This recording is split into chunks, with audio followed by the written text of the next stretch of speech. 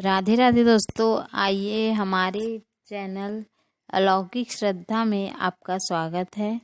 आपको आज कार्तिक मास के अध्याय 2 की कथा सुनाएंगे। तो आइए शुरू करते हैं।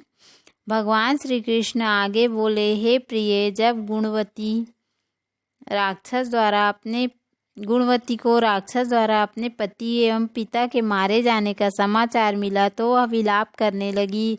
हाँ नाथ, हाँ पिता, मुझे त्याग कर तुम कहाँ चले गए? मैं अकेली स्त्री तुम्हारे बिना अब क्या करूँगी?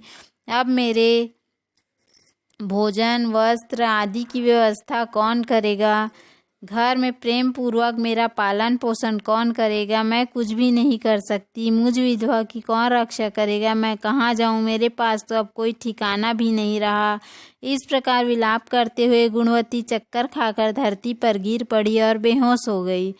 बहुत देर बाद जब उसे होश आया तो वह पहले की ही भांति करुण विलाप करते हुए शोक सागर में डूब गई। कुछ समय के पश्चात जब वह संभली तो उसे ध्यान आया कि पिता और पति की मृत्यु के बाद मुझे उनकी क्रिया करनी चाहिए जिससे उनकी गति हो सके। इसलिए उसने अपने घर का सारा सामान बेच दिया और उससे प्राप्त धन से उसने अपने पिता एवं पति का श्राद्ध आदि कर्म किया। तत्पश्चात वह उसी नगर में रहते हुए 8 प्रहर भगवान विष्णु की भक्ति करने लगी। उसने मृत्यु पर्यंत तक नियम पूर्वक सभी एकादशियों का व्रत और कार्तिक महीने में उपवास एवं व्रत किए। हे प्रिय, एकादशी और कार्तिक व्रत मुझे बहुत ही प्रिय हैं। इनसे मुक्ति, भुक्ति, पुत्र तथा संपत्ति प्राप्त होती है। कार्तिक मास में जब तुला राशि पर सूर्य आता है तब ब्रह्म मुहूर्त में उठकर स्नान करने व व्रत का व उपवास करने वाले मनुष्य मुझे बहुत प्रिय हैं, क्योंकि यदि उन्होंने पाप भी किए हो तो भी स्नान व व्रत के प्रभाव से उन्हें मोक्ष प्राप्त हो जाता है।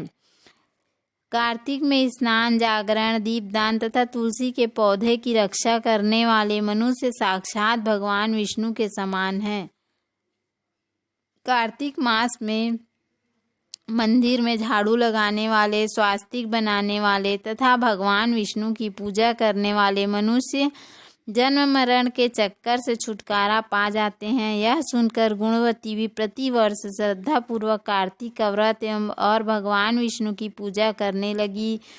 हे प्रिय, एक बार उसे ज्वर हो गया और वह बहुत कमजोर भी हो गई। फिर भी वह किसी प्रकार गंगा स्नान के लिए चली गई। गंगा तक तो वह पहुंच गई, परंतु शीत के कारण वह बुरी तरह से कांप रही थी। इस कारण वह शिथिल हो गई।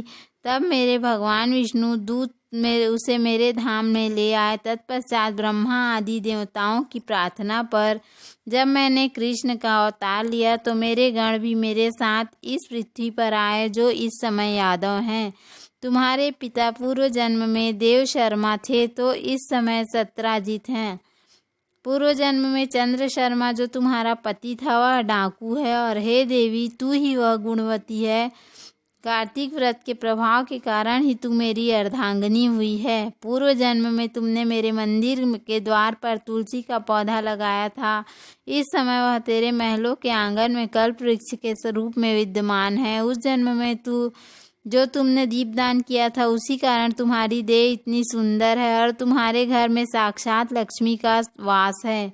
चूँकि तुमने पूर्व जन्म में अपने सभी व्रतों का फल प्रतिस्वरूप विष्णु को अर्पित किया था, उसी के प्रभाव से इस जन्म में तुम मेरी प्रिय पत्नी हो। पूर्व जन्म में तुमने नियम पूर्वक जो कार्तिक मास का व्रत किया था उसी के कारण मेरा और तुम्हारा कभी वियोग नहीं होगा। इस प्रकार कार्तिक मास में व्रत आदि करने वाले मनुष्य मुझे तुम्हारे समान प्रिय हैं। दूसरे जप, तप, यज्ञ, दान आदि करने से प्राप्त फल कार्तिक मास में किए गए व्रत के फल से बहुत थोड़ा होता है, अर्थात कार्तिक मास के व्रतों का 16वां भाग भी नहीं होता।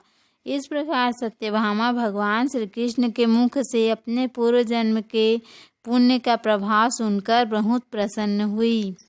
बोलो श्री हरि विष्णु भगवान की जय। बोलो कार्तिक भगवान की जय। तो उम्मीद है आपको हमारा वीडियो पसंद आया होगा। यदि हमारा वीडियो पसंद आया तो वीडियो को लाइक करें, चैनल को सब्सक्राइब करें। धन्यवाद। राधे राधे। जय श्री कृष्ण।